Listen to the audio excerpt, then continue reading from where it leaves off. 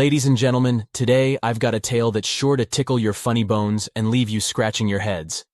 Let me transport you back to the land down under Australia, in the year 1932, when they found themselves caught in the Great Emu War.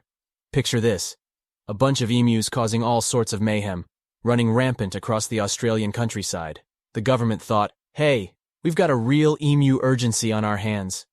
So they hatched a plan to put a stop to this emu explosion, and they turned to their secret weapon: soldiers with machine guns. Yeah, that's right, machine guns against birds. What could go wrong? Now you might be thinking, it's just a bunch of birds, how hard can it be? But let me tell you, those emus turned out to be sneakier than a kangaroo on a pogo stick. The soldiers opened fire, and guess what? The emus scattered like they were in some kind of feathery marathon. It was like they were playing a game of duck, duck, goose. But instead, it was emu, emu, run for your lives. Believe it or not, the emus outwitted the soldiers time and time again. It's like they had a secret code, and whenever the soldiers got close, they'd signal each other with a little caw-caw. That meant, quick, scatter, the big birds with the noisy toys are coming. And off they'd go, disappearing into the Australian outback faster than you could say crikey. I bet you're wondering how it all ended, right?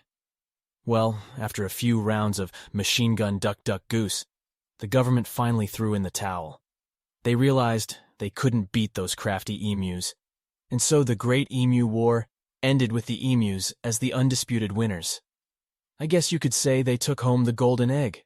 So next time you see an emu wandering around, just remember, they might look all calm and collected, but deep down, they're probably laughing at us humans and our failed attempts to outsmart them. And if you ever find yourself in an emu race, my advice, bring your best caw-caw and be prepared to run. Remember, history isn't just about serious stuff.